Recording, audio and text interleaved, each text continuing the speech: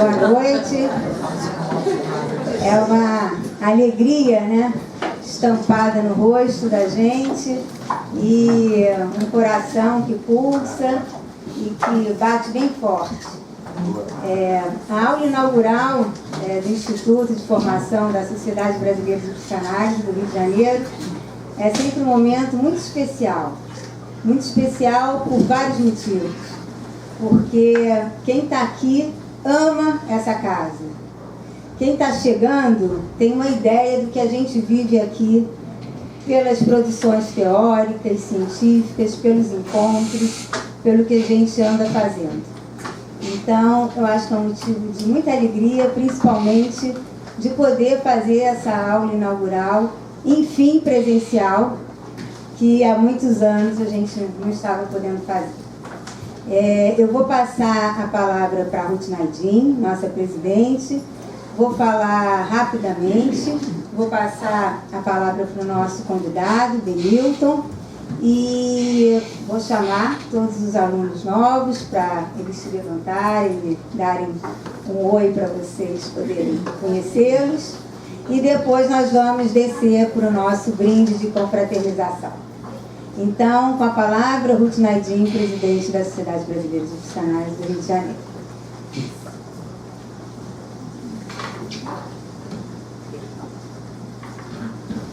Boa noite a todos. Serei breve. Se eu pudesse dizer apenas uma coisa que nos une aqui hoje, é que aqui hoje somos todos alunos. Somos alunos novos que chegam cheios de esperança, iniciando a formação psicanalítica, e a esses eu desejo, em meu nome e no da SBPRJ, muito boas-vindas. Somos alunos mais antigos na formação, enfrentando suas vicissitudes e contribuindo para a transformação da sociedade. E somos alunos mais antigos ainda, testemunhas e participantes desses processos. Benilton Bezerra foi o convidado escolhido pelo nosso instituto para dar essa aula inaugural. Não poderia ser mais feliz a escolha do seu nome, um pensador estudioso e original, que é sempre um estímulo e um exemplo para nós alunos. Ele hoje vai nos falar sobre diferenças em um mundo compartilhado. Diferenças, muito temos sentido, falado, pensado sobre essas nossas diferenças. Diferenças de gênero, de cor, de credo, de gosto, diferenças políticas, diferenças psicanalíticas, de classe social, de status, de poder, só para citar umas poucas. Difícil tem sido, diante das tantas diferenças, a nos separar, conseguirmos compartilhar, isto é, dividirmos, partilharmos com os diferentes de nós, respeitando sua radical diferença. Esse tem sido um desafio diário nessa casa, o que a torna muito interessante. Eu não disse fácil, nem simples. Acho que ainda temos muito que desenvolver em termos de aceitação e de generosidade, todos nós. Mas é inquestionável a nossa determinação em compartilhar os conhecimentos que nos são mais caros. A SBPRJ tem sido pioneira na sua abertura e se empenhado muito para oferecer aos que nos chegam, alunos novos e antigos, a melhor formação. Caberá a cada um de nós aproveitá-la. Desejo a todos bom proveito e um bom ano. Obrigada.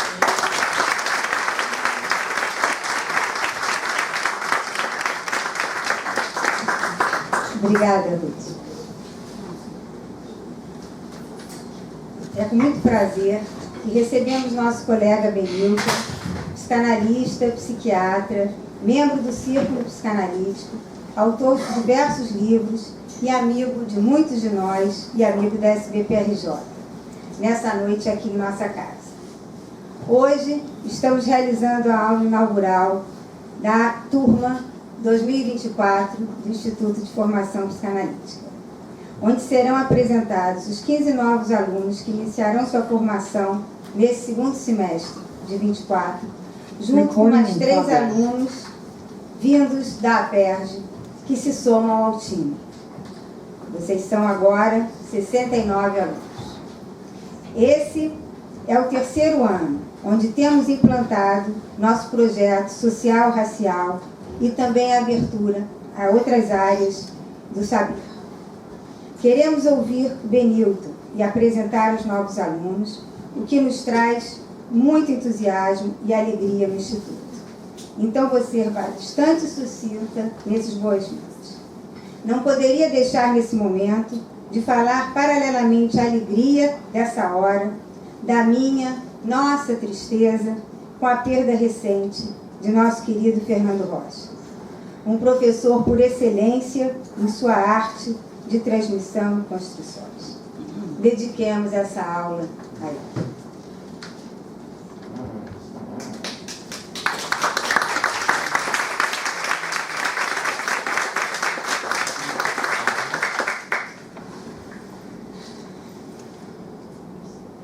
Em seu livro, Janelas da Psicanálise, Fernando nos fala sobre o eixo norteador de uma formação psicanalítica. O termo formação vincula-se a educar, encaixar, modelar. Contudo, como prática que prepara o sujeito para lidar com o novo, com o imprevisível, uma formação se apoiará na criatividade, nos elementos constituidores do patrimônio cultural, do sentimento de pertencimento sociocultural, garantidor de uma memória passada, que insere o sujeito numa continuidade histórica. Quando Fernando, nesse texto, cita Freud, ele o faz lembrando que Ausbinden referia-se a uma concepção de formação que conduzisse a uma prática de autocrítica, de interrogação.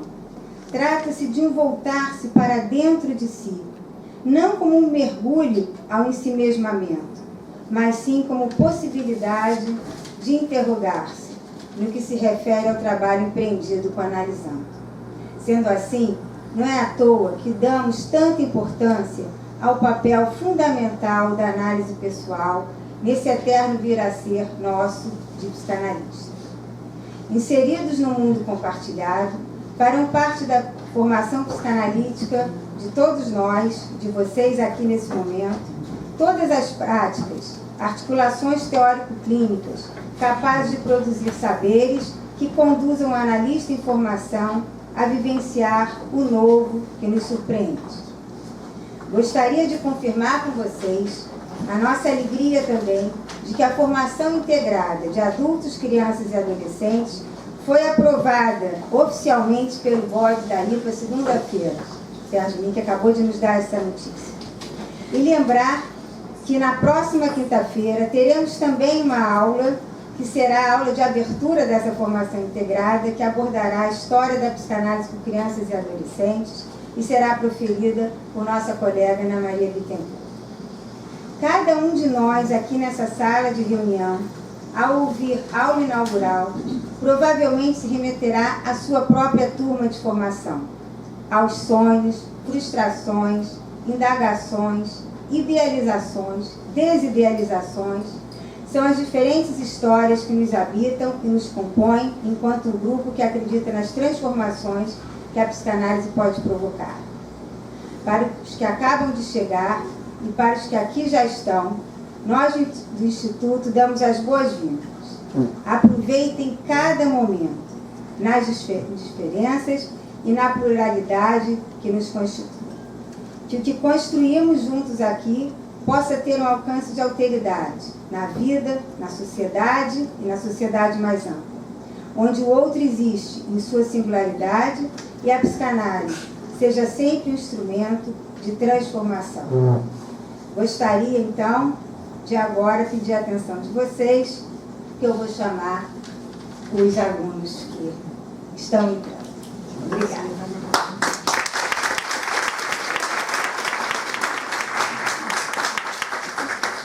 Queria falar da nossa alegria também, que estamos com uma aluna que acabou de destrancar e retornar. Então vou começar pedindo a salva de palmas para a aluna Joyce Pinheiro, que acabou de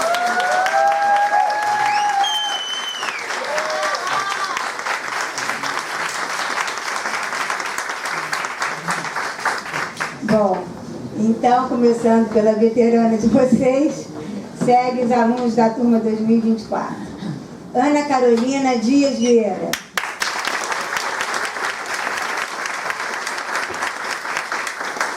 Beatriz de Paula Fonseca Ribeiro Ramos.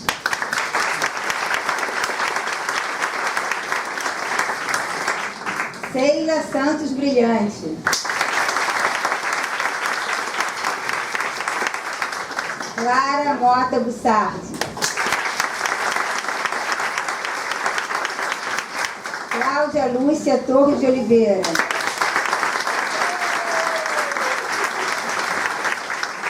Diego Pinheiro Sanzana.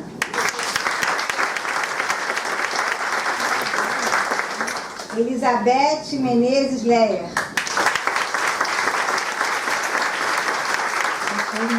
A Érica mandou um e-mail. Ela está viajando, chega amanhã, sentiu muito não estar. Érica Abrantes do Amaral Gregório de Souza. Gabriel Cunha Nunes.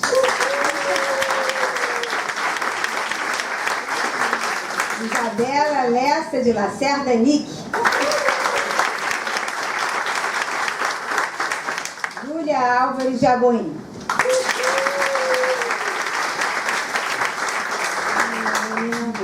Leni Lopes Ribeiro. Maria Antônia Dueck Marques Garcia de Souza. Paula de Figueiredo Souto.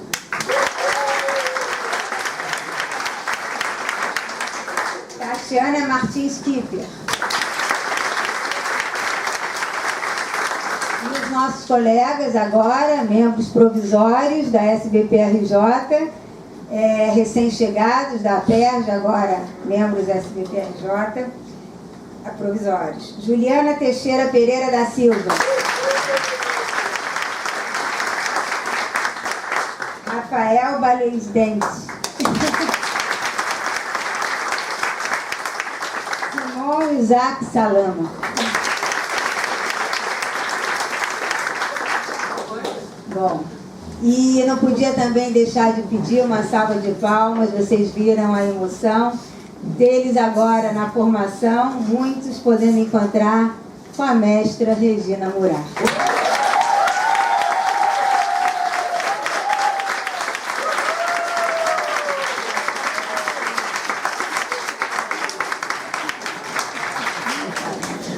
Bom, Benilton, a palavra é sua.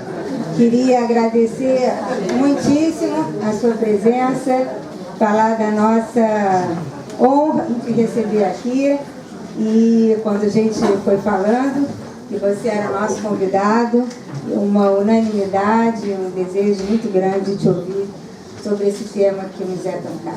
Então, a palavra é sua. Obrigada. Muito obrigado, Ana, Ruth. Tem que ligar o microfone. Alô? Então, eu queria agradecer a Ruth e a Ana a apresentação assim tão generosa, tão carinhosa, né? Eu realmente me sinto aqui quase em casa, nem que seja pela proximidade geográfica. Eu passo muitas vezes aqui, eu já estive aqui muitas vezes, muitos de vocês estiveram lá, sou amigo de muitas pessoas, amigo de quase 50 anos do Fernando Rocha. Tem histórias aqui que poderia passar a noite inteira contando sobre ele. E a Ana estava lá, outros aqui estavam lá na despedida, e foi uma experiência, eu achei assim, sensacional, incrível, incrível. Como depois de ter se despedido, o Fernando ainda estava fazendo a presença dele uma coisa ligada à alegria de viver, né? Foi de fato uma celebração da vida, não foi um lamento pela perda. Todo mundo saiu de alma lavada, não de alma entristecida. Isso é incrível. E não teria acontecido se não fosse ele quem foi, né? Então eu estou muito contente. O Rafael, filho dele, disse que quando vocês sentirem alguma coisa meio estranha assim, é porque ele está perto. Então, eu acho que, como eu estou sentindo um frio, pode ser que seja ele aqui, de Penélope, exatamente. Bom, eu não vou dar uma aula, isso não é uma aula. Eu fiquei muito contente de vir para cá conversar com vocês. Eu vou puxar um papo, vou puxar um assunto com vocês, e um assunto que é de interesse de todos nós, é de interesse particularmente lá do círculo, onde nós estamos, nesses últimos 2 anos, fazendo mudanças, mudanças que giram muito fortemente em torno desse eixo da discussão em que a brasileira foi uma espécie de locomotiva para nós, foi de inspiração e permanente diálogo, conversa e tal. Semana que vem a gente vai ter uma reunião com uma pessoa daqui que vai nos ajudar num aspecto desse projeto, que é um projeto, eu acho, crucial para o futuro da psicanálise no Brasil, no mundo, mas vamos falar do Brasil. Porque a psicanálise vive hoje um momento muito curioso. No mundo inteiro, assim, tem lugares onde ela está no canto do ringue, tem lugares onde é difícil você encontrar um psicanalista para indicar. Às vezes é um problema indicar analistas em alguns países onde eles eram muito frequentes, uma espécie de escorraçamento de psicanalistas da rede pública de atenção à saúde mental, na França já há muito tempo, na Itália a mesma coisa. Curiosamente, no Brasil, a gente vive uma onda completamente diferente. Há uma elevação do interesse pela psicanálise, e eu acho que essa movimentação toda reflete isso, e também uma consciência alerta da comunidade psicanalítica na sua totalidade, na sua maioria pelo menos, porque eu sei que há muitas resistências, há uma abertura a esse processo de autorreflexão institucional, histórica, que a gente como comunidade precisa fazer. Nós temos hoje, eu falo por mim, né, eu me dei conta há relativamente muito pouco tempo da cegueira em que eu estava metido em relação a questões cruciais que têm a ver com identidades, que a gente vai conversar aqui. Eu convivi 40 anos em uma sociedade onde a presença de não brancos não era discutida, porque não era um ponto, não era uma questão. Era como se as coisas fossem assim mesmo. E as coisas eram assim mesmo. O Brasil é um país, enfim, todo mundo conhece. Mesma coisa na UERJ, onde eu trabalhei também por décadas.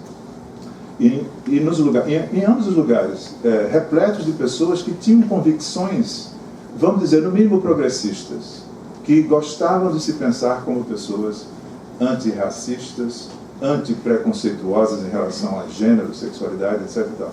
Mas, na hora do vamos ver, quando você olhava para a realidade, a gente via que isso, na verdade, havia um sintoma havia um desmentido em ação. A gente simplesmente olhava, enxergava, porque tinha olhos para ver, mas não assimilava aquilo que a percepção, com 10 segundos, nos revelaria. Bom, então a gente, eu acho, como comunidade, como movimento, como grupos de analistas, a gente tem essa tarefa. É uma tarefa analítica, é de pensar os nossos sintomas. Enquanto instituição, enquanto grupo de pessoas que passamos o tempo todo apontando para a necessidade de que a gente seja capaz de enxergar a alteridade, não a boazinha, a alteridade esquisita dentro de nós mesmos, né? Então, essa conversa é um pouco a partir desse sentimento, né? De que a gente precisa conversar sobre isso. Precisa conversar. Todo mundo precisa conversar. E o tema das diferenças no mundo compartilhado é central hoje, não só para a psicanálise, para a política, para a cultura, porque todo mundo sabe, nós vivemos nos últimos 20 anos, e de maneira crescente, uma espécie de esfacelamento, de fragmentação dessa sensação de vivermos no mundo compartilhado. É claro que boa parte do mal-estar que a gente vive hoje decorre do fato de que muitos grupos que antes estavam submetidos a um silêncio, hoje em dia berram, e isso cria desconforto. Mas mais do que isso, eu acho que a gente vê um cenário, uma atmosfera, em que as próprias características do laço social, a maneira como a gramática das relações intersubjetivas, ela está mudando de uma maneira muito complexa e trazendo, como sempre, avanços, mas muitos problemas, alguns dos quais a gente precisa conversar a respeito para poder ter respostas adequadas. Então, um pouco esse é o ponto de partida. Um pequeno comentário antes de entrar já na discussão, que é um comentário assim, mas é um prolegômeno, que é quanto a a própria noção de diferença, que é a contraface da identidade. Né? Diferença e identidade são duas faces de uma mesma moeda. E, na verdade, embora a gente vá discutir isso no plano das relações subjetivas, da cultura, do mundo psíquico, interno, etc. e tal, a importância do entendimento do papel, da produção de diferenças e da construção de identidades é inclusive anterior anterior ao plano vital. No cosmos, o que há? Se a gente tivesse o ponto de vista de Deus, o que a gente iria ver? Fluxo, processo, simplesmente coisas que a gente enxerga com os nossos olhos, com os nossos conceitos, com as nossas ferramentas, mas o que há é um fluxo. A realidade, tal como ela aparece para a gente, e não estou falando da realidade psíquica, nem da realidade cultural, a realidade nua e crua, dura, ela é produto de uma construção. Ela é produto de uma capacidade que nós temos como espécie, um cérebro avantajado, o simbólico, a linguagem. A gente é capaz de produzir diferenças que aí produzem como consequência, ao mesmo tempo, identidades que a gente reconhece enquanto tais. De certa forma, existir para qualquer ser vivo é sempre uma luta contra a entropia crescente, que um dia ganha a parada. Viver é resistir à entropia. Na verdade, existir é resistir à entropia. Só que o Pão de Açúcar está resistindo à entropia, mas de maneira passiva. Um dia ele vai deixar de existir. Um dia. Ele não vai existir. Um dia ele não existir. A entropia vai dissipando tudo que é energia condensada em matéria. No caso dos seres vivos, a gente tem uma resistência ativa. Uma bactéria, se você bota um antibiótico, ela vai produzir uma resistência, vai mudar a si própria para poder não ser apanhada pelo antibiótico. Isso vale para unicelulares, seres unicelulares. Imagina quando a gente pega mamíferos superiores, quando a gente o ser humano, essa espécie simbólica, todo esse mecanismo se complexifica de uma maneira brutal. Mas eu acho importante esse percurso meio lateral, porque eu sou daqueles que acham que a genialidade de Freud esteve em grande parte na sua capacidade de pensar de maneira inédita e complexa, de uma forma que ninguém tinha pensado antes, numa ontologia da experiência humana, em que essas distinções entre natureza e cultura, entre eu e outro, entre self e ambiente, todas essas fronteiras, as diferenças que a gente produz para dar sentido ao mundo e à experiência, elas não são fetichizadas no olhar, elas não são substancializadas a ponto de ele esquecer que tudo isso são bordas, são fronteiras, são litorais, que vão se mexendo e vão eternamente se mover. E o que a gente pode fazer de melhor é pensar sobre o processo pelo qual a gente produz e gerencia as diferenças e as identidades que a gente constrói. Bom, aí passamos para o nosso ponto. A atualidade do tema tem a ver com, eu vou ser muito breve aqui, com a ver com o fato de que se a gente compara o mundo tradicional, pensem, sei lá, o mundo grego, Yanomamis, antes dessa devastação, mesmo países asiáticos como a Índia, antes de 1948, com a eliminação oficial das castas, que continuam lá existindo. O mundo tradicional é um mundo onde as diferenças existem, mas elas estão dadas. Não há negociação por parte dos indivíduos das diferenças. Você é aquilo que o seu lugar, simbolicamente alocado na estrutura social, diz que você é. Então, se você é, por exemplo, um Brahmane na estrutura de castas, não há nada que mude essa realidade. É aquilo. Você pode ser um miserável, mas você será um Brahmane. Se você for um pária, a mesma coisa. Você pode ser milionário, como aqueles que fazem os funerais em Varanasi, que tem um monopólio. Você é milionário, mas você não deixa de ter aquela marca que não está passível de ser negociável. Então, no mundo tradicional, as diferenças existem, mas elas estão tão organicamente estruturadas na totalidade da cultura que elas não são matéria de perturbação do psiquismo individual. Isso começa a acontecer com a modernidade, porque a modernidade significa digamos, a pluralização do grande outro. Né? Sai a religião, entra a política, mas aí entra a filosofia. É o momento em que você pode ser um ateu, porque o conceito de ateu ele é difícil de ser compreendido no mundo pré-moderno, dada a pregnância do transcendental. Né? É o mundo moderno que laiciza, problematiza tudo, individualiza a questão do que é o mundo, qual é o sentido da vida, etc. e tal, coisas que eram dadas de antemão.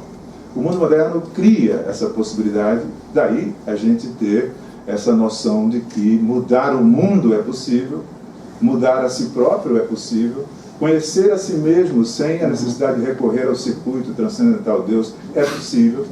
Então, o mundo moderno cria já uma espécie de instabilidade, que é o que permite que a gente tenha progressos morais, como a gente teve, direitos humanos, denúncia, demorou séculos, mas denúncia da escravidão, denúncia da violência contra a mulher, todas essas coisas têm como fonte a criação de uma concepção do humano que diz o destino do homem, individual e coletivamente, é fruto da sua ação. Não tem a ver com a natureza, não é um destino, nem tem a ver com agências transcendentais.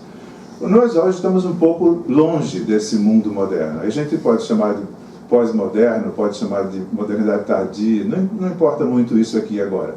Mas o que importa é que nos últimos 50 anos, vamos pegar dos anos 80 para cá, nos últimos 40, 50 anos, a gente vive um processo de aceleração de mudanças nas placas tectônicas muito mais rápido e muito mais profundo do que a gente vivia antes.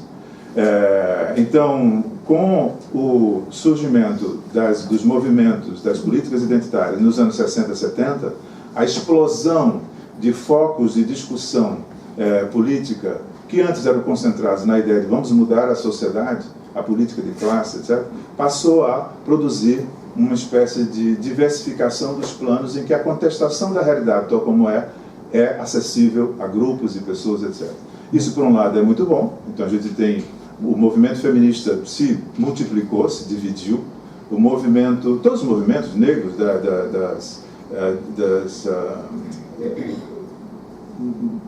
ligados à sexualidade, gênero, mas também as deficiências, todos esses movimentos têm uma história que foi se tornando cada vez mais complexa. E isso responde pelo lado positivo, de maior liberdade de escolhas. No entanto, como tudo, há um processo, há um custo a ser pago por isso, e o custo é o que muitos autores nomeiam de, sei lá, Bauman, a liquefação, digamos, da experiência do mundo, da realidade, a liquefação dos laços, dos vínculos, a liquefação daquilo que constitui a nossa experiência humana. Né? A queda do nome do pai, o declínio do nome do pai, que torna também a incerteza em relação a normas e a leis muito mais dispersa.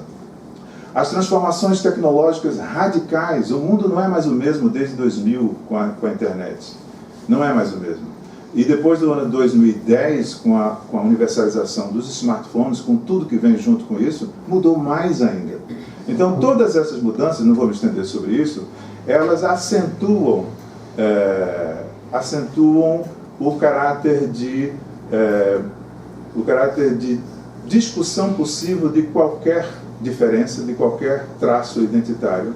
E isso, de novo, responde pelo que a gente tem de interessante, aumento das lutas, e de complicado, a fragmentação, a polarização, os bolsões identitários que a gente sabe que existem. No Brasil, a gente, desde 2018, sofre e ainda continua sofrendo por conta disso.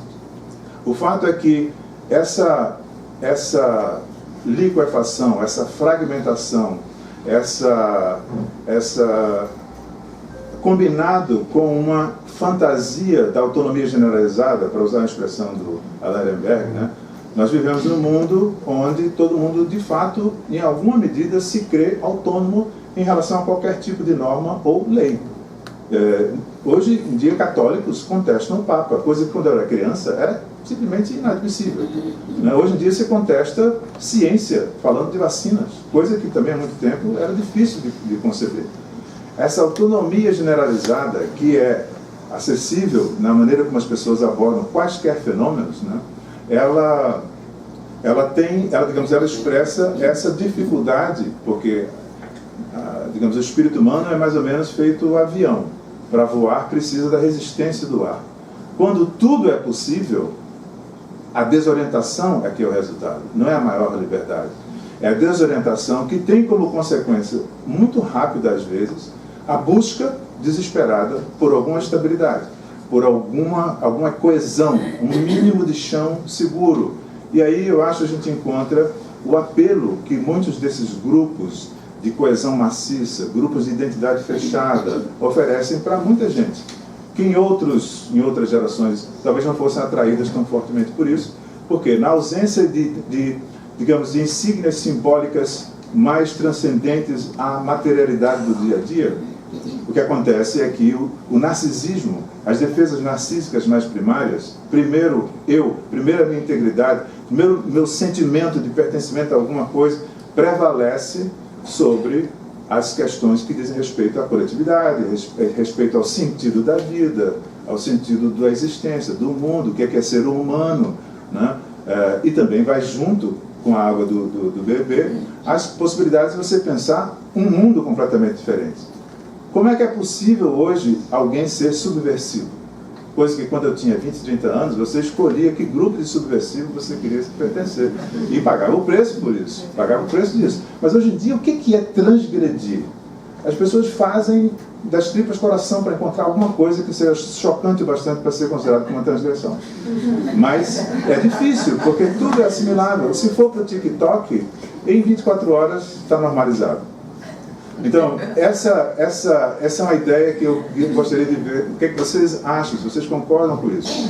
Que essa explosão das defesas narcísicas, das defesas que tentam escapar da incerteza, da dúvida, da insegurança, do desamparo, através da sustentação em estabilidades imaginárias, que podem ser a adesão a grupos, podem ser a adesão a um tipo de identidade coletiva, que, nesta perspectiva, dissolvem o problema, não resolvem, mas dissolvem o problema.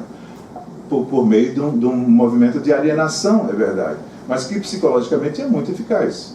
E você vê o impacto que isso tem tido no Brasil pelo efeito político que esse processo, colocado na cena pública, os resultados disso. E a gente, não vou entrar nessa discussão agora, no nosso debate a gente pode conversar sobre isso. Bom, mas essa é uma primeira ideia. E aí, eu acho que se a gente concorda que o mundo atual, pelas suas características contemporâneas, é um mundo onde o estranho, o infamiliar freudiano, é cada vez mais recorrente, está na esquina.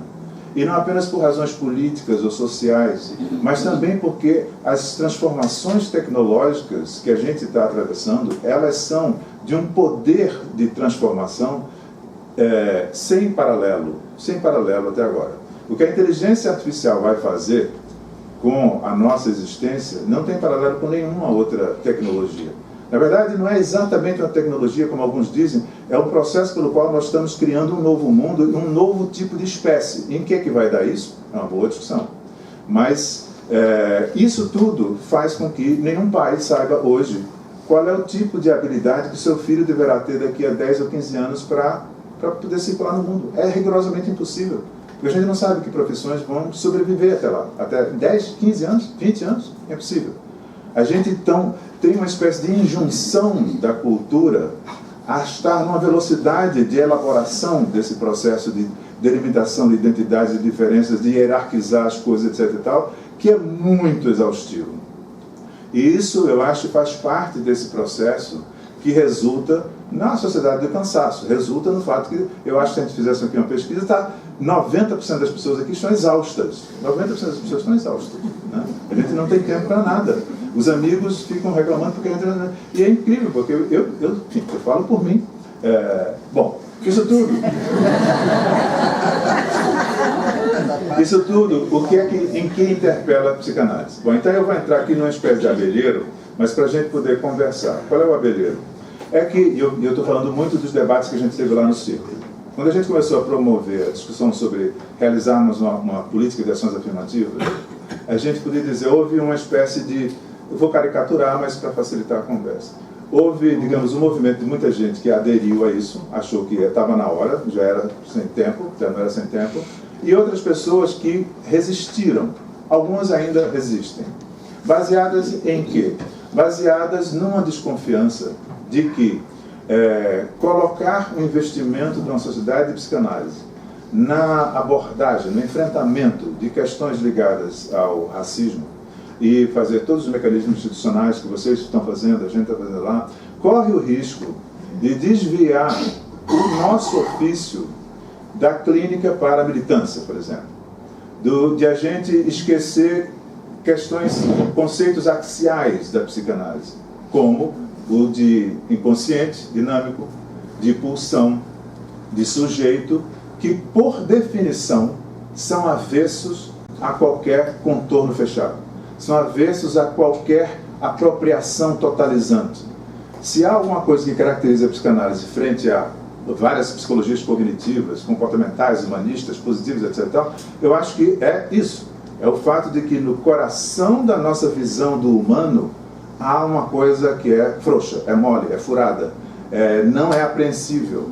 A vida subjetiva é representação, é interpretação, mas é também, enfim, é uma força estranha no ar, como diria o Caetano Veloso, né?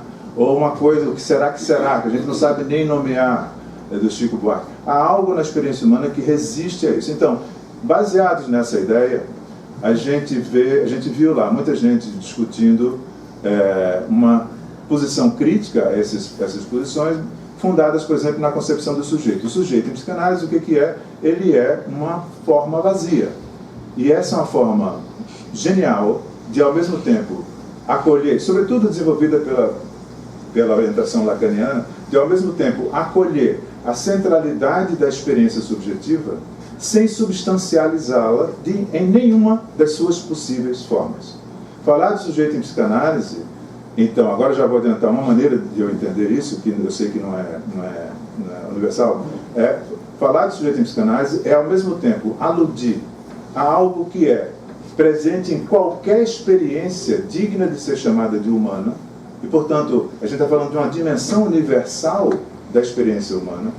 O que é? Por exemplo, o fato de que, quando a gente fala sujeito, a gente, ao mesmo tempo, está falando de algo que, em si, é vazio de substância, mas é um vazio que, pela sua própria existência, é o que possibilita a infinita variedade de formas subjetivas de organização dos selves. O sujeito só apresenta a sua universalidade na pluralidade das formas infinitas que a experiência humana pode ter. Qual é o argumento que, em seguida, esse interlocutor colocará? É que, na verdade, na história da humanidade, toda vez que se falou em universal, na verdade, estava se falando de um certo tipo de particularidade que se arrogava a condição de representante universal do ser humano, o que é totalmente verdade, né? Pensem, por exemplo, na Constituição Americana. Começa assim: nós, o povo. Só que quem escreveu nós, o povo, foi um bando de brancos homens, donos de escravos. Thomas Jefferson tinha escravos. E era um homem da sua época. Teve escravos de Thomas Jefferson que ele mandou estudar em Paris. E que virou antirracista lá. Mas ele nunca libertou os seus escravos. A dificuldade de a gente poder pensar como garantir a ideia de que o processo de transformação pessoal de um sujeito ou o processo de transformação coletiva de um grupo tem como referência algo que é a noção de sujeito, ou a noção de emancipação humana, sem que isso implique a alocação de um grupo como representante dessa posição, é um desafio. De novo, eu sei e conheço, e gostaria que quem pensar assim pudesse falar, pessoas que acham que o próprio apelo à categoria do universal já começa a desvirtuar a discussão. Mas eu gostaria de, se houver essa possibilidade, de a gente poder conversar. Eu acho que a ideia de que inconsciente, pulsão, sujeito, descentramento, desidentificação, dessubjetivação, singularidade, o caráter antinormativo da visada psicanalítica sobre a experiência humana não desautoriza a ideia de que na experiência humana a gente tem essas três dimensões. O universal, não há ser humano capaz de a gente chamar de sujeito se não há uma constituição que passa pela linguagem, por exemplo, alguma forma de linguagem. Kaspar Hauser. A gente é humano por deferência, mas não é um sujeito, não se constituiu como tal. Né? Muitos humanos a gente trata assim. Uma pessoa com uma demência grave, a gente continua tratando feito um humano, mas a condição subjetiva de um sujeito se evaporou. A cerebralidade invadiu a subjetividade. Bom, esse tipo de crítica a qual eu aludi, geralmente tende a argumentar o seguinte, nessa questão das identidades e diferenças. Exatamente, identidades e diferenças. É uma espécie de dificuldade de compreender a importância positiva que a noção de identidade pode ter. Por quê? Porque a identidade é muito rapidamente associada à captura imaginária, totalizante do eu, numa cristalização que resiste à assunção do projeto identificatório incessante que cada sujeito experimenta, vive. Né? É uma cristalização imaginária que a psicanálise tem como objetivo afrouxar, desfazer na sua rigidez, de modo a abrir caminho para retificações subjetivas, mudanças de posição, etc. E tal. Então, valorizar a ideia de identidade seria, de alguma maneira, se contrapor a isso que é o traço inerente de toda abordagem.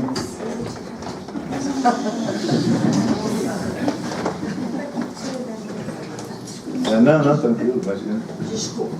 Bom, frente a isso,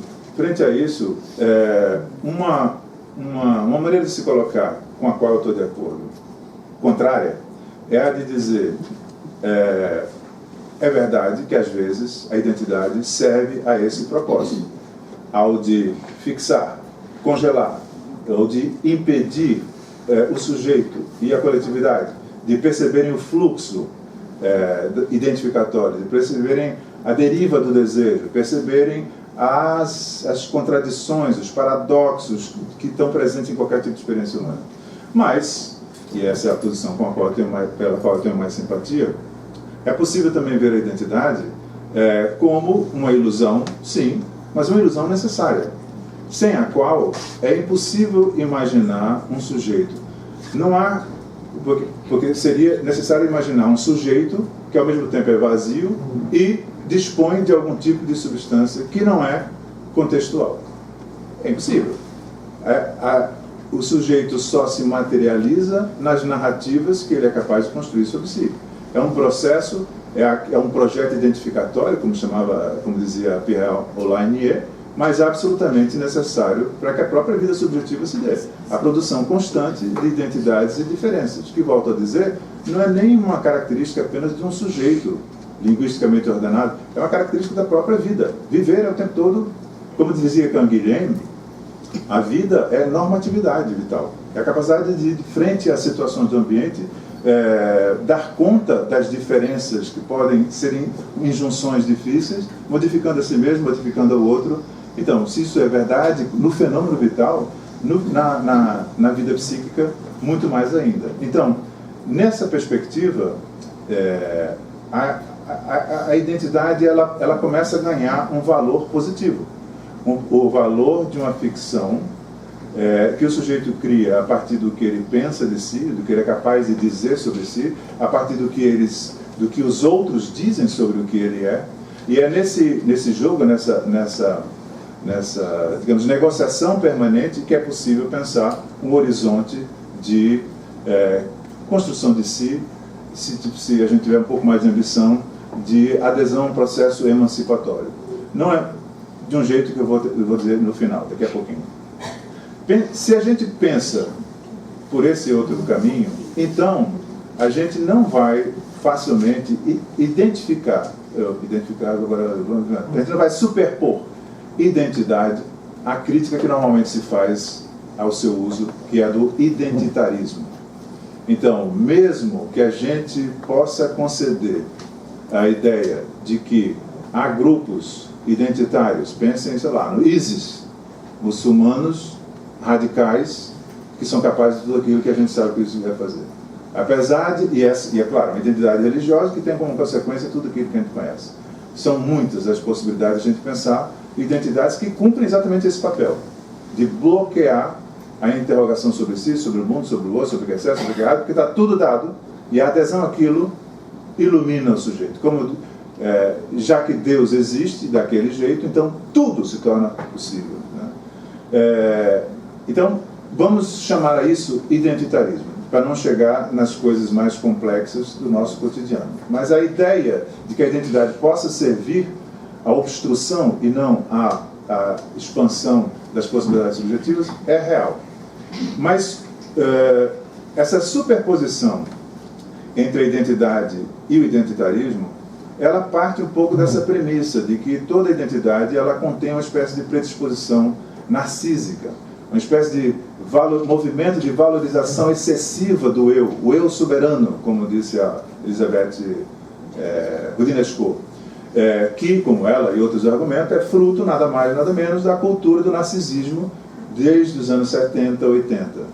Então, toda particularidade identitária, na verdade, passa a ser pensada como ela mesma o início e o fim da atividade política e da afirmação de si. O que é que eu sou? Quem eu sou X, ou sou Y. E aí a gente encontra aquela ideia da identidade fechada, etc. Bom, mas a gente pode, de novo, distinguir identidade e identitarismo. Eu acho que isso é absolutamente fundamental. E isso significa afirmar a identidade como um processo inevitável para quem participa de maneira muito prejudicada do mundo compartilhado.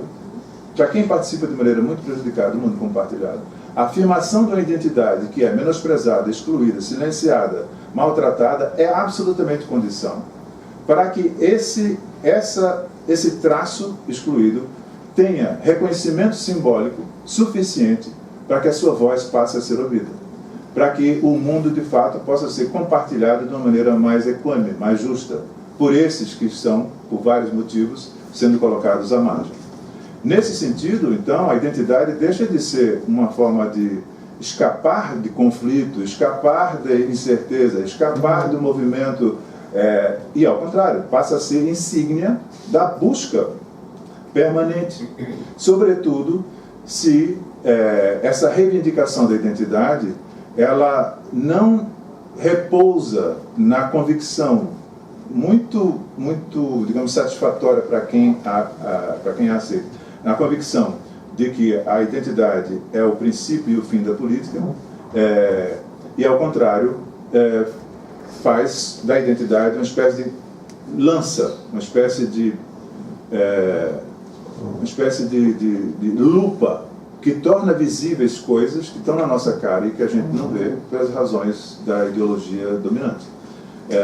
Então, a percepção de que o problema não é reivindicar a identidade, mas sim substancializá-la, cristalizá-la, fetichizá-la, tornar um traço identitário, ou dois, ou três, a expressão da essência de um sujeito, isso nenhum de nós vai achar que é razoável, e isso faz com que muitas vezes o nosso olhar tenha reservas e críticas e tal a movimentos que explicitamente se mostram como militantes, em qualquer nível, étnico, religioso, de sexualidade, de gênero, de raça, etc. De escolas de orientação teórica na psicanálise. Hoje a gente vive num mundo em que a ideia de que nós vivemos na fase das pós-escolas é bastante atraente, mas quem é mais velho aqui se lembra Houve momentos em que lacanianos, a maioria deles, não pisava aqui não. Não pisava aqui não. E vice-versa. E vice-versa. Porque havia esse sentimento identitário entre nós tão arraigado que o que não fosse aquela orientação não era exatamente bem psicanálise. Não entenderam bem Freud, enfim, a gente sabe disso.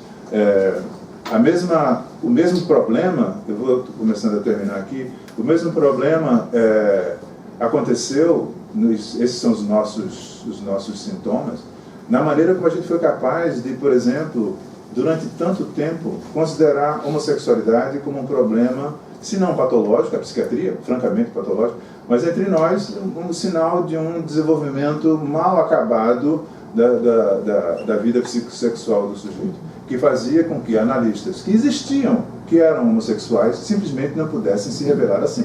E as pessoas, e a comunidade psicanalítica lidava com isso uma hipocrisia impressionante, porque na hora de falar teoricamente, aquilo era colocado num tipo de categoria,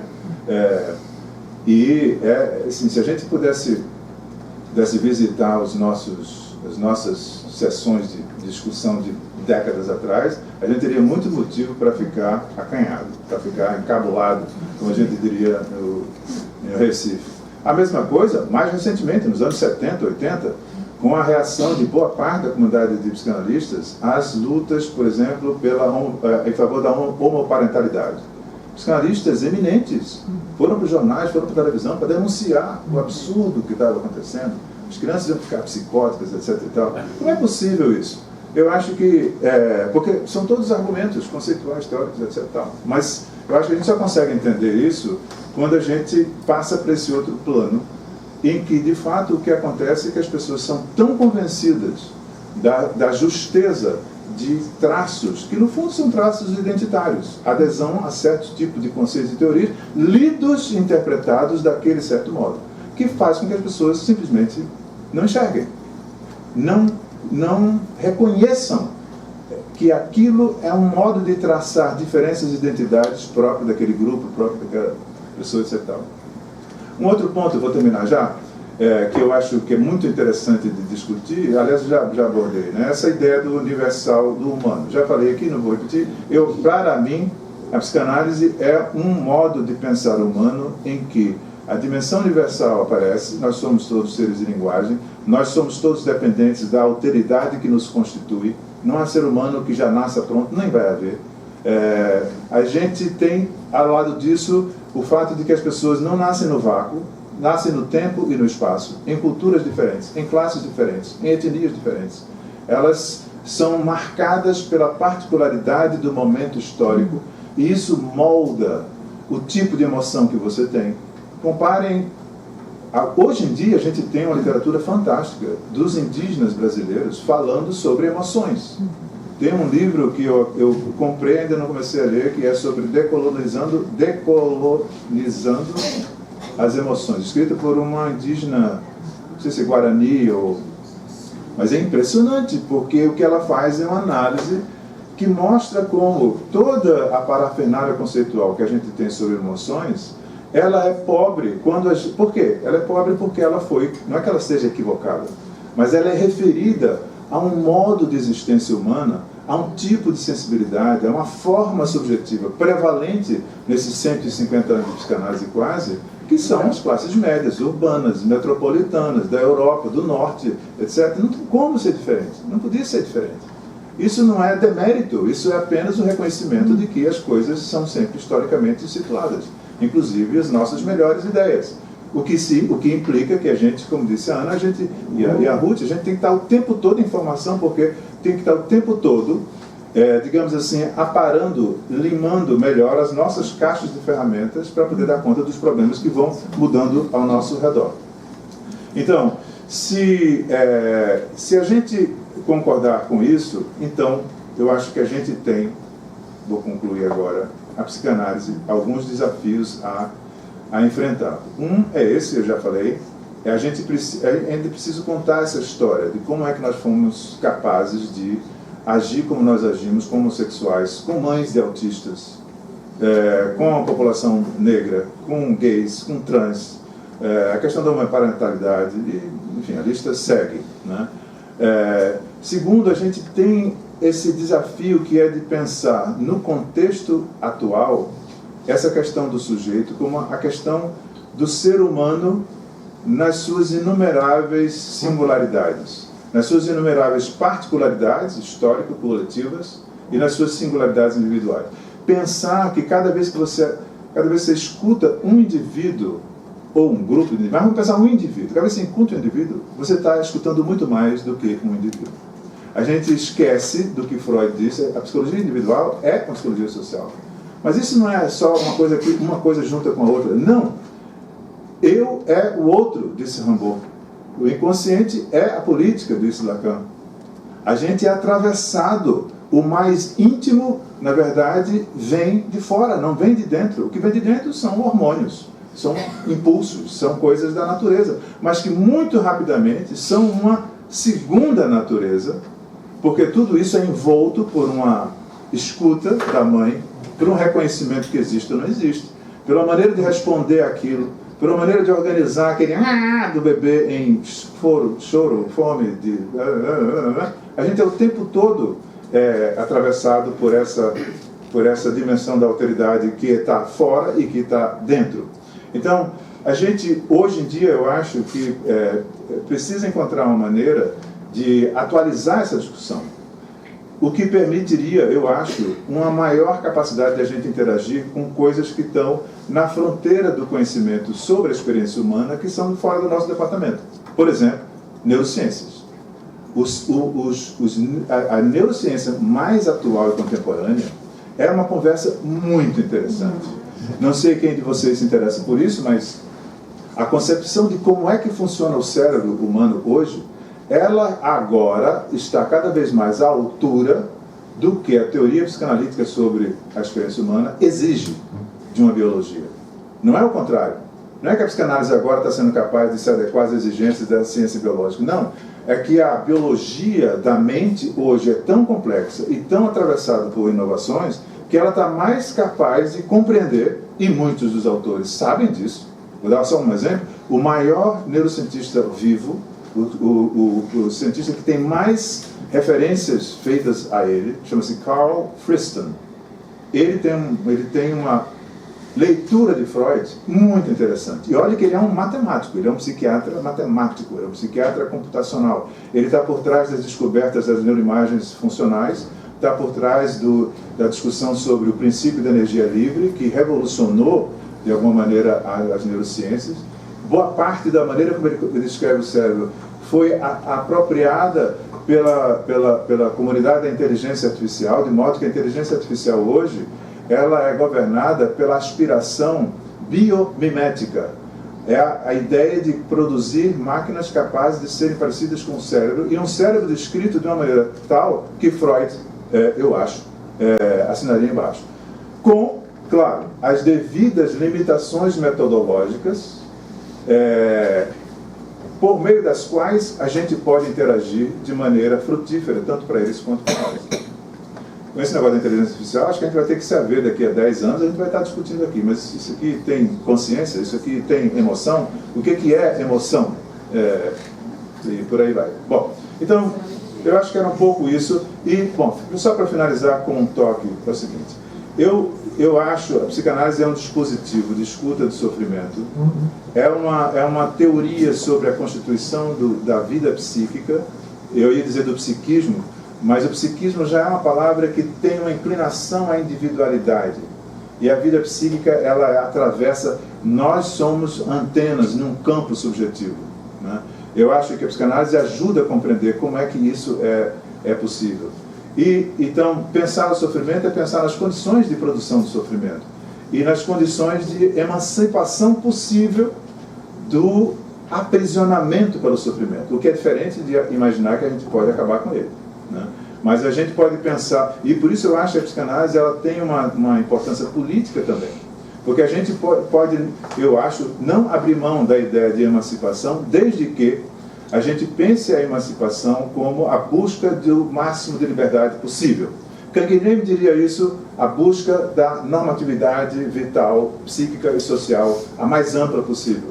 É uma maneira diferente de falar da mesma coisa.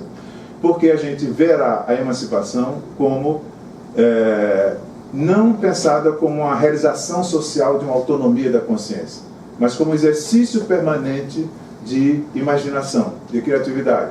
É pensar, digamos, o mundo feito o Winnicott pensou a área da experiência. A área em que essas fronteiras todas elas estão um pouco amolecidas a ponto de a gente poder se encantar, criar coisas diferentes. E com isso, mudar um pouco a experiência de si e, com sorte, mudar para melhor, um pouco pelo menos, a experiência do mundo compartilhado. Era isso.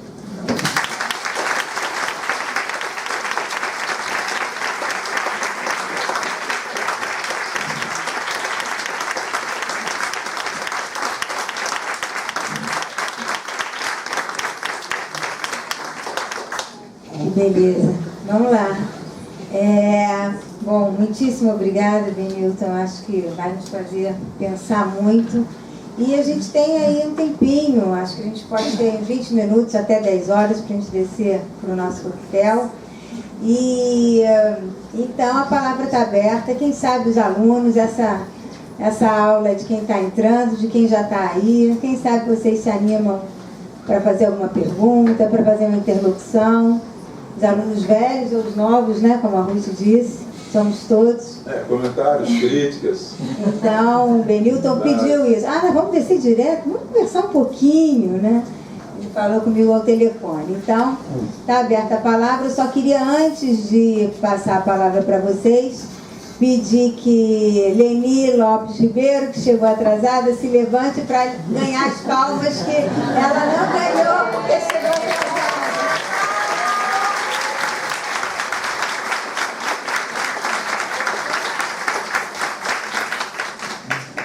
Obrigada. Então, seja bem-vinda também, Leni. Parabéns, que a turma estava recebendo. Bom, está aberto aqui o microfone.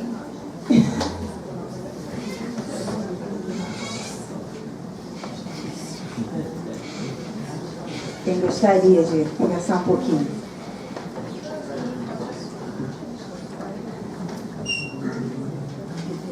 De cabeça branca, de cabeça cinza.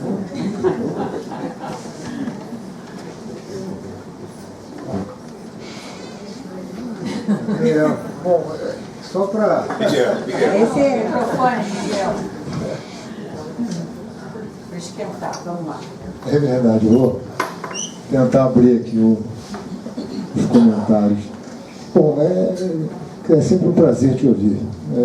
É muito bom te ouvir, não só porque acho que você tem uma capacidade oratória extraordinária, que eu invejo imensamente, como eu também concordo com a maior parte das coisas que você diz, em especial quando você fala sobre a substancialização da identidade. Eu lembro que eu aprendi com o Emanuel Carneiro Leão que a palavra ficção vem de fidere, que significa fixar. Mas ele sempre dizia que não era um fixar como a gente fixa um prego na parede, né? É algo que você fixa para poder imaginar alguma coisa, para poder circunscrever alguma coisa que você capta, né? E que aquilo serve para que você agregue em torno daquilo que está sendo imaginado, até o momento em que aquilo se esgota e aí essa ficção vai ter que ser renovada. Quer dizer, o contrário disso, quer dizer, o contrário dessa fluidez, né? Desse fluxo imaginativo, é aquilo que se dá nos fanatismos, com a substancialização da identidade. Então, quer dizer, em relação a isso, eu achei muitíssimo interessante quando você foca nessa questão da substância. E para poder concluir, eu volto a dizer, eu estou só querendo abrir o debate, o Guimarães Rosa tem um conto que eu acho que é especialmente quer dizer, caro a tudo que você nos trouxe, que é o conto dele sobre o espelho, né? Que é muito interessante, que é o sujeito que se põe diante de um espelho como se ele pudesse desfazer em si mesmo de tudo aquilo que seria acessório, de modo que em algum momento ele pudesse ver refletido no espelho aquilo que ele é. E ele vai fazendo essa espécie de desnudamento de si mesmo até a hora em que ele olha no espelho e não vê nada. E aí ele se desespera. Ele se desespera porque ele se dá conta que tudo que ele são frutos de relações. E aí ele usa uma expressão, quando ele está concluindo o conto dele, que é absolutamente extraordinária, que nesse momento o ser humano dá um salto mortal. Esse salto mortal em que ele capta alguma coisa, que eu acho que foi justamente isso que o Manuel Carneiro Leão buscava dizer, que estava presente na ideia da ficção, né? Esse eu que está constantemente se imaginando, né? Bom, obrigado. Não, Miguel, foi legal você trazer isso, porque eu acho que ajuda a gente a pensar o seguinte: isso que você acabou de falar, essa trajetória de Guimarães Rosa, esses geniais autores, Guimarães Rosa, Clarice Lispector, Machado de Assis, é como se eles fossem, Freud diria isso, né? Um pouco psicanalistas à banda elétrica, né? Porque eles não estudaram, mas eles enxergam a alma humana como a gente também enxerga. Então, esse processo do espelho e tal, e o vazio que constitui a possibilidade de sermos muitos e tal, isso é um pouco o que a gente, assim, imagina tornar possível, propiciar como condição, como horizonte de possibilidade de um processo analítico e tal. Mas eu agora vou bancar um pouco o advogado do diabo. Muita gente, conversei com muitos, pegam o que você disse e botam vírgula, o que significa que essa questão da identidade não é um tema da psicanálise. A psicanálise não usa o conceito de identidade. E, portanto, trazer esse assunto para cá é fazer psicologia social ou fazer militância. Estamos fugindo da clínica, do eixo fundamental da psicanálise. Tal. Aí, eu acho que a gente abre a porta para uma discussão mais ampla. Por quê? Se é verdade que, no caso desse conto, né, a gente vê o sujeito às voltas com esse processo infinito de construção de ficções de si, o fato é que no campo social, no espaço social, uma das formas mais incisivas e definitivas de produzir identidade não é o projeto identificatório do sujeito, é a marca que de fora diz você isso, você aquilo, você aquilo outro. Quem define quem é negro e quem é branco são os outros, não é a própria pessoa. Eu aqui, por exemplo, sou branco, mas tem lugar no mundo que eu não sou branco, não. Tem gente que em alguns lugares enfim, isso a gente sabe disso.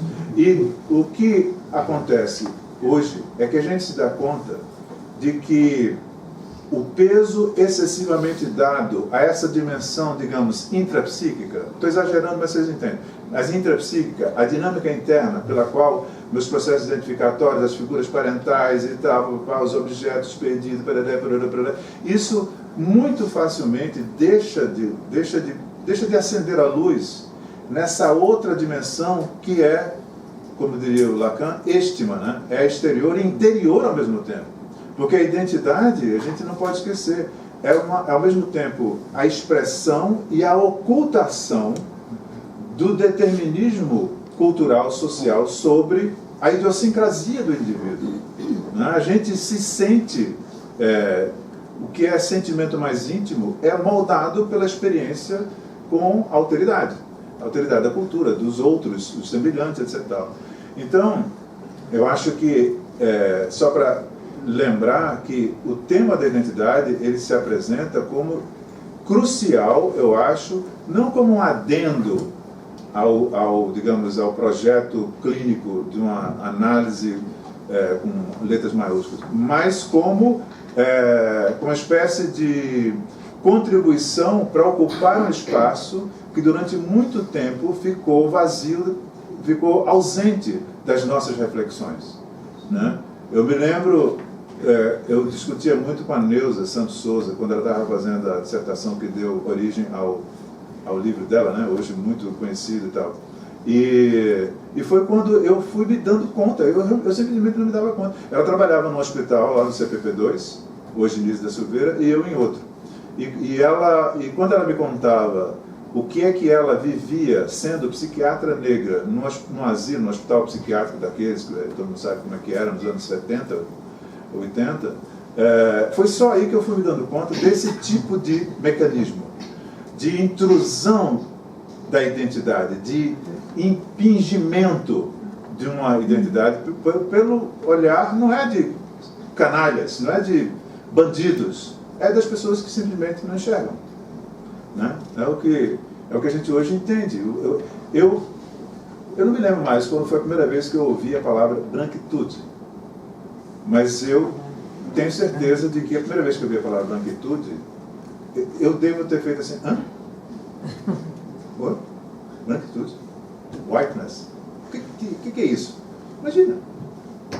Isso dá a dimensão do poder desses mecanismos de construção identitária na construção de um mundo onde as diferenças são organizadas de tal maneira que você simplesmente não enxerga aquelas que não importam para a sustentação do seu lugar nessa totalidade e a reprodução dessa mesma. Então, eu acho que se a gente tem em mente isso que o Silvio de Almeida escreve, o nosso ministro dos Direitos Humanos e tal, escreve no prefácio a um livro do Azad Haider, um paquistanês americano, que tem um livro que é muito conhecido de quem anda por essas questões, que é a Armadilha da Identidade. O Silvio Almeida diz, olha, eu fiz direito, eu fico falando sobre racismo porque me obrigam, porque ninguém deixa eu esquecer que eu sou negro. Aonde quer que eu vou, as pessoas... Às vezes é um elogio, poxa, muito bem.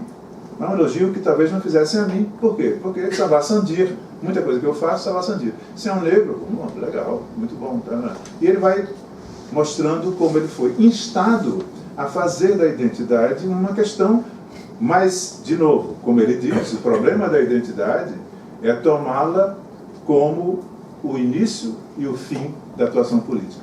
Como se afirmar o reconhecimento de particularidades, sejam quais forem, qualquer particularidade. Tomar a particularidade como fim da sua ação política significa você não colocar em questão justamente aquilo que faz com que aquela particularidade seja colocada para escanteio. Então, um mundo em que o problema da raça tenha desaparecido como questão é um mundo que a gente, eu acho, deveria visar. Ele é alcançável? Não importa. O horizonte existe e a gente nunca alcança. Mas sem horizonte a gente fica perdido. Então a ideia é de que nós, seres humanos, sempre produzimos opressão. Seremos sempre assim. É o preço que a gente paga para ter o sublime, é ter o horror, é conviver com o horror. Quando a ficção imagina mundos humanos onde não tem mais guerra, não tem mais violência, não tem mais nada, preconceito, doença, não tem mais morte, é um mundo não humano. Admirável Mundo Novo, do Huxley, é um pesadelo, não é humano aquilo mais, né?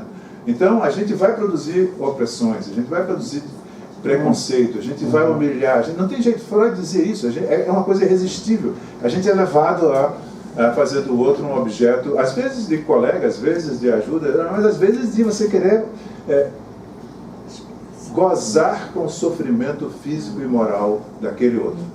E isso é danado porque ele é quase que intrínseco ao mesmo processo que faz a gente produzir tudo de melhor, que é o de construção de identidade e de diferença, né? Porque na medida em que eu digo eu sou X, o que eu estou dizendo ao mesmo tempo? É que eu não sou Y, Z, M, O, P, e necessariamente dizer que eu sou X, a não ser no caso de uma patologia, significa colocar não X como pelo menos igual, senão mais para baixo. Dificilmente se constrói uma identidade que é negativamente conotada, de novo, a não ser nos processos psicopatológicos. O que significa que a gente não tem como. Se você é um cristão, você tem o tempo todo que fazer força para não fazer do cristianismo uma cruzada contra os infiéis.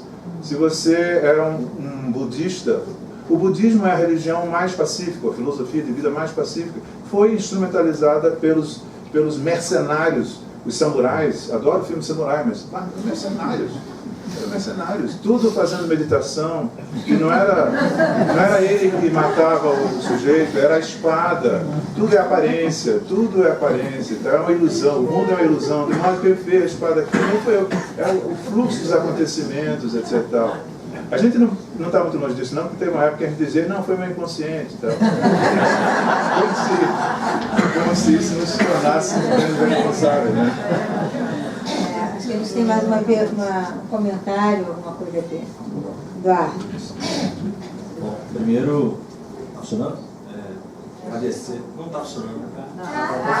Agradecer no seu estado pelo que eu te admiro, normalmente, no percurso profissional. Não está funcionando. Funciona bem na frente da posição. Vamos ver, agora foi. Então, não queria prolongar elogiando, agradecendo pela tua presença aqui, você sabe quanto que eu te admiro. Mas eu gostaria de trazer assim, alguma controvérsia, como não é comum, a essa problematização que você trouxe. Né? Porque eu acho que isso tem implicações para a maneira como a gente entende a psicanálise. Né? Você, em certo momento, mencionou pessoas que pensam como criticamente a ideia de que não deveria existir nenhum tipo de universal. Né? Não deve haver nenhum tipo de universal, quanto que esse é um juízo por si universal. Né? Há um auto-engano nesse tipo de afirmação relativista e que eu acho que é problemática porque a gente tem uma série de conceitos em psicanálise que são universais. Né? A gente compreende que eles vão existir independente de qualquer contexto, independente de qualquer contexto histórico ou cultural. Complexo diético, pulsão, inconsciente, todos eles, pelo menos Freud assim defendeu, né? que seriam conceitos universais. Mas mais do que a questão do universal, eu acho que tem que ser problematizada essa questão da identidade. Eu queria entender por que você defende avidamente que identidade é uma ilusão. Porque não me parece que identidade seja uma ilusão. Porque existem argumentos lógicos que vão refutar isso também. Né? Porque se você vai considerar que identidade é uma ilusão, a gente vai considerar então que existe a capacidade de criar ilusões. Então, logo que existe uma identidade última, que é aquela capaz de criar ilusões. Então há também uma contradição interna nesse tipo de argumento, de que a identidade é uma forma de ilusão. Né? E eu também queria entender quais são os ganhos que a gente teria, teórico e práticos, de considerar a identidade uma ilusão. Outra questão que eu tenho é a partir já discutindo menos a questão da identidade do ponto de vista lógico e mais voltando para a questão política, que eu acho que é a tônica da tua fala. A gente vê, né, a partir da leitura de Freud, que o reconhecimento da diferença é um reconhecimento que sempre passa pela destrutividade. Que reconhecer diferença não é feita sem que haja a expulsão da pulsão de morte dentro do indivíduo. Então, o quanto que a gente pode de fato levar a cabo essas teorias de Freud e considerar que é possível, então, um mundo em que a gente reconheça a alteridade, reconhecendo no sentido bonzinho, né? E não no sentido de reconhecer porque falar aquilo não sou eu não quero aquilo para mim. Enfim, são essas algumas questões que eu queria levantar. Obrigado. Vocês agora estão vendo por que o Eduardo é um dos melhores alunos que ele teve lá no IMS. Porque ele teima em pensar com a cabeça dele. Não, é verdade. Isso para quem é professor é assim, sabe? Uma beleza. Mas então, Eduardo, a última coisa que você falou foi o que eu estava anotando aqui? O conhecimento da diferença depende da agressividade. Bom, então vamos começar por isso. Sim, é claro. É claro que sim, não tem como a gente escapar disso.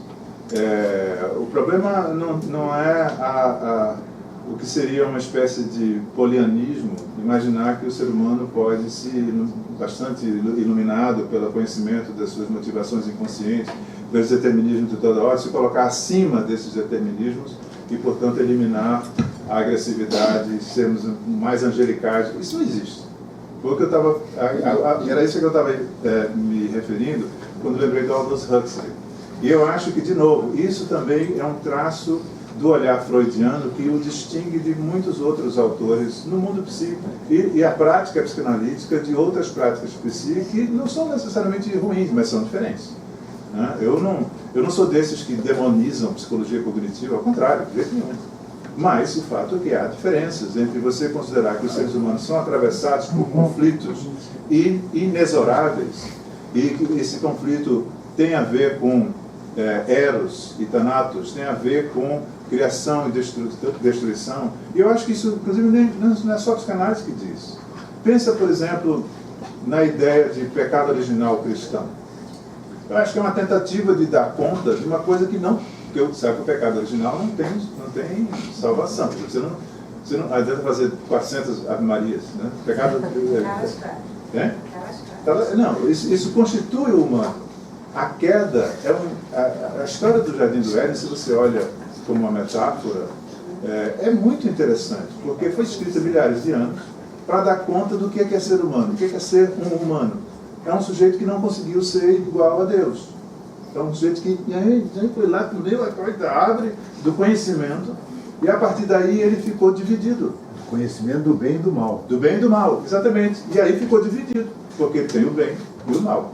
Né? Tem aquela coisa de Santo Agostinho de dizer que aquela folha de parreira do Adão saindo é porque ele tinha vergonha de que ele tinha uma parte dele que ele não controlava mais. Faz todo sentido isso, né? Então, isso é o seguinte. Pensa, por exemplo, na trindade hinduísta. Brahma, o Criador, Vishnu, a conservação, a preservação, e Brahma, Vishnu e Shiva, a destruição. Tem um parentesco muito curioso, porque você vê que isso é de 7 mil anos atrás. E quem produziu essa cosmogonia sacava que a experiência humana contém isso. Tem uma coisa que começou tudo, mas uma vez criado, você tem constância e destruição, reprodução e obstáculos. Isso é o tempo todo isso.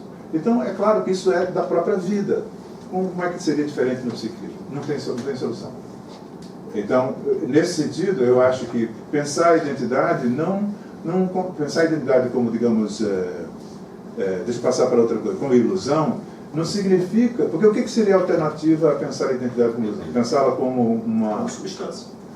Mas que tipo de substância? Substância única, natureza, que se materializa, é fluxo, mas há condensação também.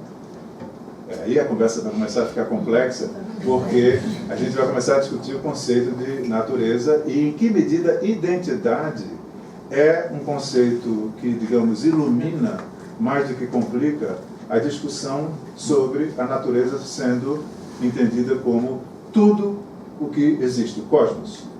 Porque se você pensar como Whitehead, William James, o que é que existe? Fluxo, experiência pura. Isso tem a ver com identidade? Não. A identidade é aquilo que recorta esse fluxo em algum tipo de diferença perceptível. Eu acho que isso faz muito sentido. E se você acompanha esse raciocínio, então a identidade não é um moto primeiro. A identidade é... Agora, claro, a gente vai começar a falar de premissas metafísicas, né?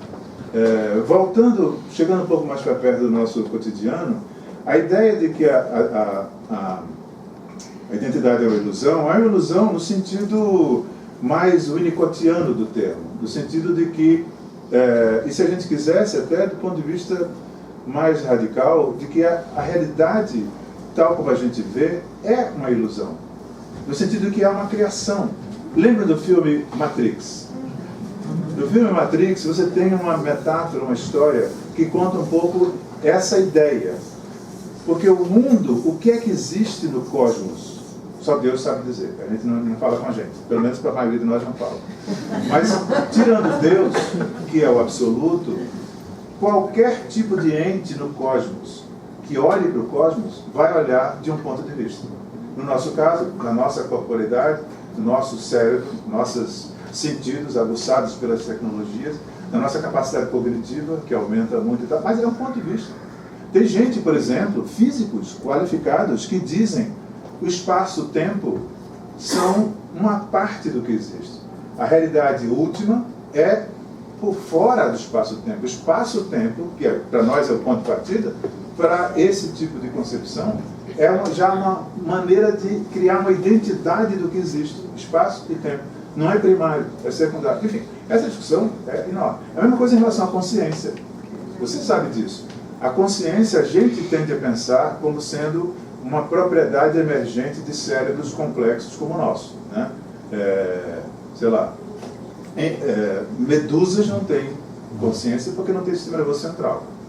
Lagartixas têm sistema nervoso central, tem um cérebrozinho, então alguma consciência tem. Se você tocar assim, sai correndo. Seres humanos têm essa consciência absurdamente mais complexa por causa do simbólico, da linguagem, etc.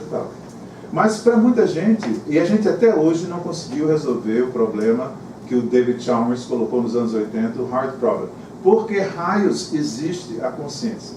Porque nós poderíamos ser, exatamente como nós somos, e robôs, androides, zumbis, né? É o argumento do zumbi. Por que a gente precisa sentir o gosto da manga? Ou se encantar com um tipo de azul? Isso é o qualia, né? Aquelas coisas que só quem tem consciência... Consciência é isso. É você ter a experiência de alguma coisa que é diferente de outra. Muita gente acha que a gente está procurando no lugar errado, olhando para o cérebro.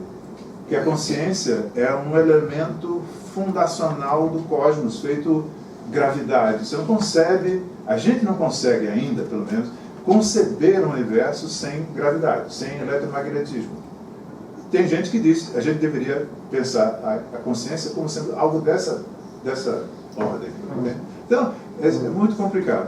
Mas eu acho que pensar a identidade como ilusão é simplesmente reconhecer que a identidade, como na verdade tudo na vida psíquica é construto. O aparelho psíquico de Freud, eu acho que foi uma ideia genial de que ele era um neurólogo. Ele escreveu, sei lá, antigamente a gente achava que ele tinha escrito 100 e poucos artigos de neurologia. Agora, com essa revisão que o Mark Solms fez, são quase 300, ou um pouco mais de 300. Ele traduziu todos eles. Então, era um pesquisador. Quantos neurologistas hoje em dia publicam 300 artigos sobre neurologia? Ele fez isso antes de começar a fazer a clínica dele. Então, eu acho que a genialidade dele foi a de perceber que, ao contrário do que pensavam os seus pares, o cérebro, ele achava também que era, sem o que? A mente não existe. Então, ele diz para Fliss, eu não quero de jeito nenhum fazer uma psicologia suspensa no ar. Agora, como juntar uma coisa com a outra, não sei. E não vou conseguir. Então, dane-se. Vou inventar a metapsicologia. O que ele fez muito bem. Porque naquela época, a gente às vezes esquece disso. Quando Freud escreveu o projeto, em 1895, e estava já fazendo estudos de histeria e tal, a teoria do neurônio ainda não estava consagrada. A teoria do neurônio. Imagina, é incrível. Hoje em dia, você pega o Carl Friston, e esse pessoal que trabalha com inteligência artificial, que se remete muito ao Helmholtz, que foi um mestre dos mestres de Freud, né? O Helmholtz tinha uma concepção do cérebro que hoje em dia é a que a neurociência atual expande, trabalha. E que é um pouco isso, a ideia do cérebro, não como só processamento de informação, muito menos como receptáculo de estímulos internos e externos, mas como um órgão de inferência ativa. O que o cérebro faz o tempo todo? Não só o nosso, os camundongos também fazem isso. Eles são um órgão a serviço da sobrevivência daquele organismo.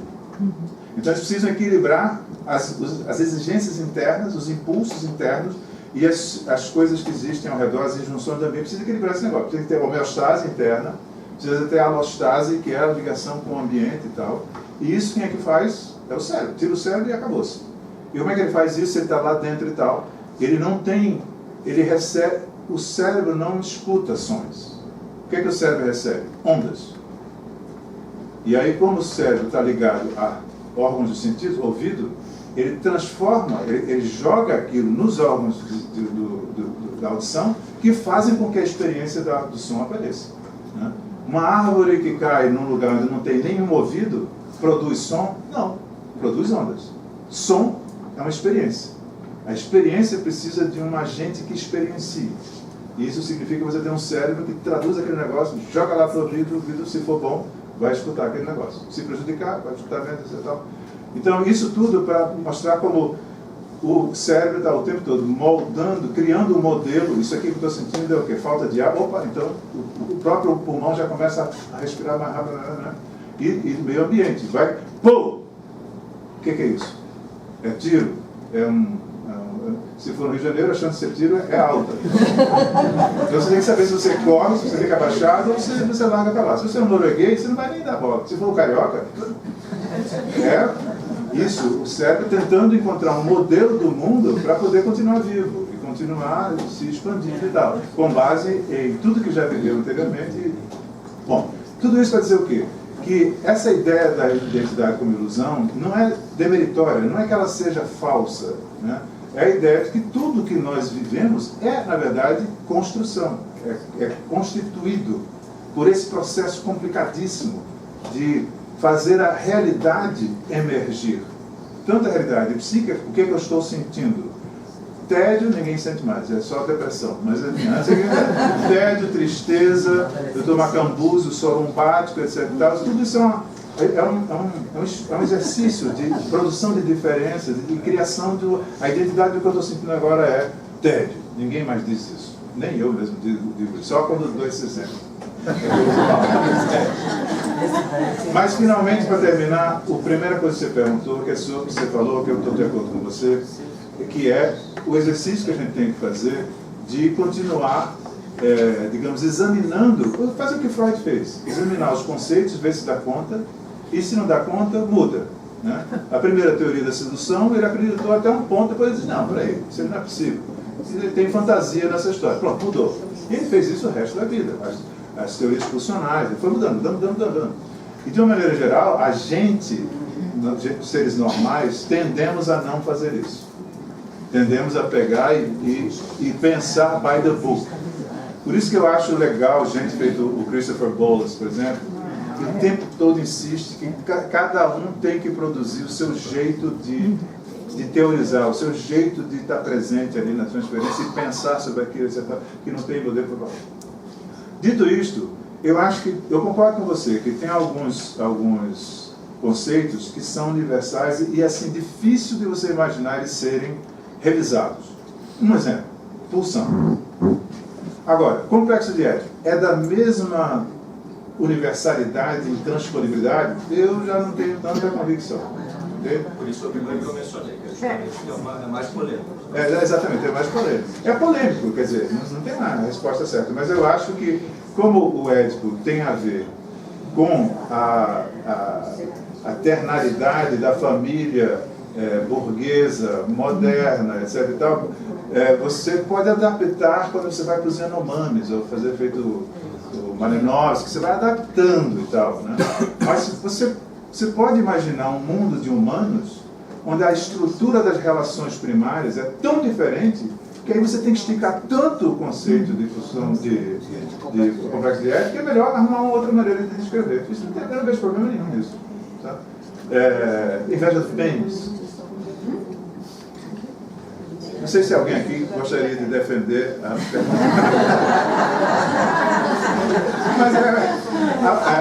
Mas veja bem, uma coisa castração, por exemplo, já eu acho, é outro. Muita gente já quer eliminar o problema da castração. Eu acho que uma coisa é você pensar que uma expressão inveja do pênis é obviamente marcada pelo tempo em que Freud... Se o Freud tivesse que fizer agora, ele pegaria a mesma ideia e descreveria de outro modo.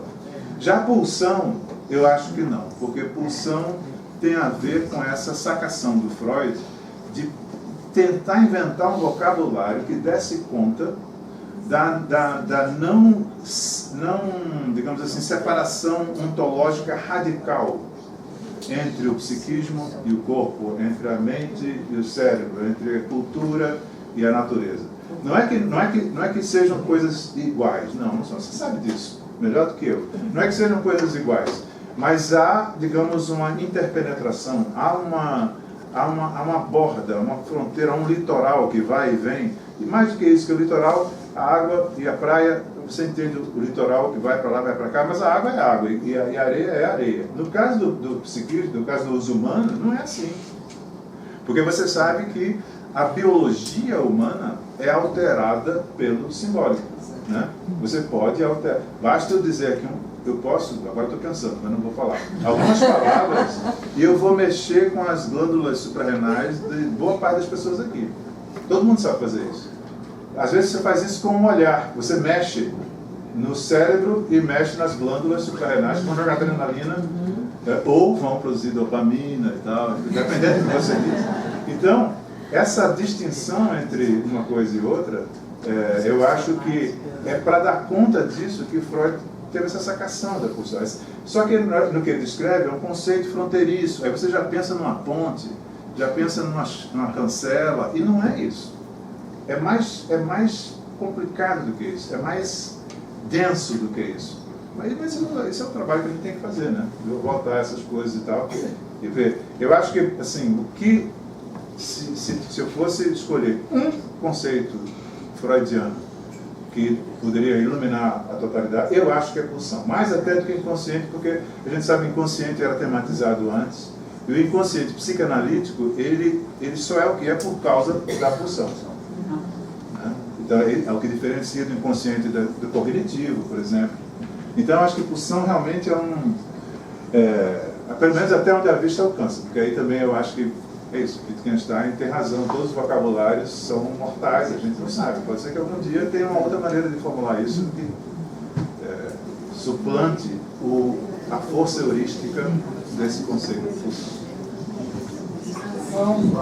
Eu acho que a gente podia ficar aqui a noite inteira, né? Ouvindo Benilton, mas vou pedir então que a gente bate uma salva de palmas para ele.